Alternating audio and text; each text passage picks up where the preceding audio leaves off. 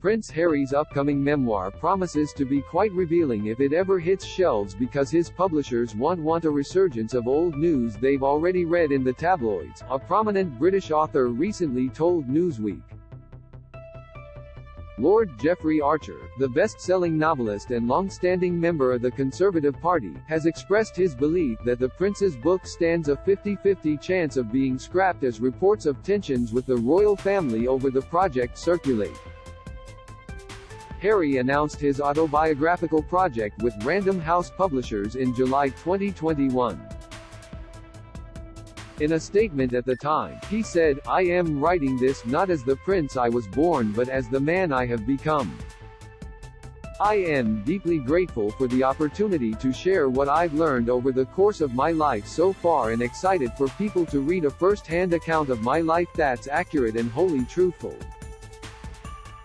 It is reported that author J.R. Moehringer will help the prince shape the narrative of his book as a ghostwriter, though this has not been confirmed by the publisher. The sum paid to Harry as part of his agreement with Penguin Random House has not been released. However, a number of news outlets speculate it could be a figure as high as $40 million.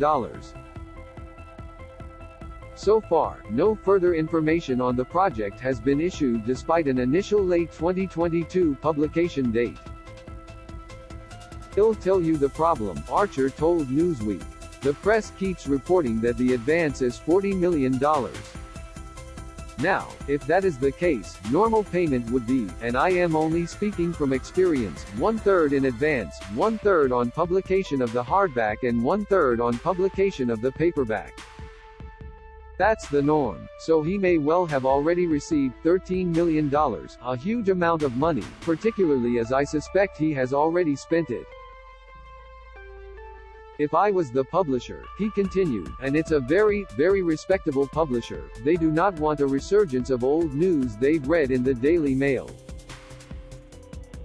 They will be expecting something a bit special for their millions, and who can blame them?" A number of recent reports state that members of the royal family are bracing themselves for the revelations made in the book, as the prince's life story is bound to include details about his upbringing and family relationships. Author and former editor of Vanity Fair, Tina Brown, said in a recent interview with the Daily Beast that Harry's stepmother Queen Camilla could be a particular target for the unhappiness experienced by Princess Diana during her marriage to the now King Charles. "The rehabilitation of Camilla's image has been utterly successful," Brown said, "but she lives in dread of Harry's book. In some ways, Diana's ghost still rattles at the gate. Since stepping down as a working royal in 2020 and moving to the U.S. with his wife Meghan Markle to seek financial independence, the Sussexes have both spoken of the difficulties they experienced within the framework of the monarchy and with royal family members themselves." Apart from the couple's landmark tell-all March 2021 interview with Oprah Winfrey in which they revealed the family tensions behind their transatlantic move and allegations of racism against an unknown member of the royal family, both Harry and Meghan have given exclusives to a number of other outlets including New York Magazine, People, Variety and Time.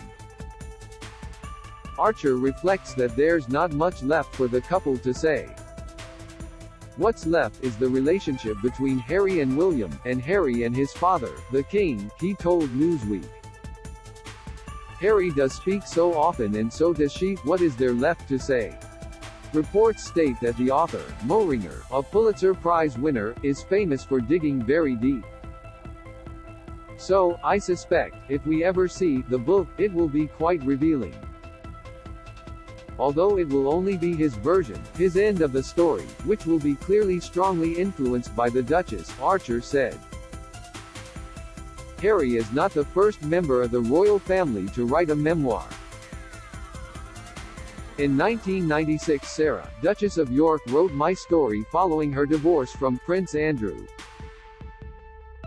Another royal divorcee was also approached a number of times to write her life story, Harry's mother Princess Diana. Archer, a close friend of the princess, recalled how she turned down the offers as they were presented to her. "I can assure you," he said, several offers to write her memoirs were made to her, and she rejected every one. On why this may have been the case, the author reflected that times have changed since her untimely death in a Paris car crash at the age of 36 in 1997. "It was a different age, 25 years ago. We're living in a different age," he added, highlighting that in one way Diana made just as controversial of a move as Harry writing his memoir by agreeing to take part in the polarizing 1995 BBC Panorama interview. "But of course, she made the mistake of doing that dreadful interview," he said. "Which was in its way almost as bad." Discussing speculative reports that Harry may choose to withdraw his book from publication following the death of Queen Elizabeth II, Archer believes that anything could happen.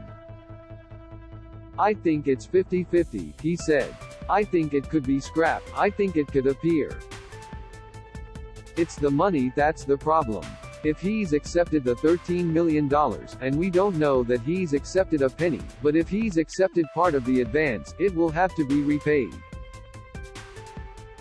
In his professional opinion as one of Britain's most prolific authors, Archer said he expects the memoir, if published, to be well written, but it will be treated as scurrilous. "We're not suggesting this is a serious biography," he ended. The word revenge will appear again and again in journalists' copy. Newsweek reached out to representatives of Prince Harry for comment. "Do you have a question about King Charles III, William and Kate, Meghan and Harry or their family that you would like our experienced royal correspondents to answer? Email royals@newsweek.com. We'd love to hear from you."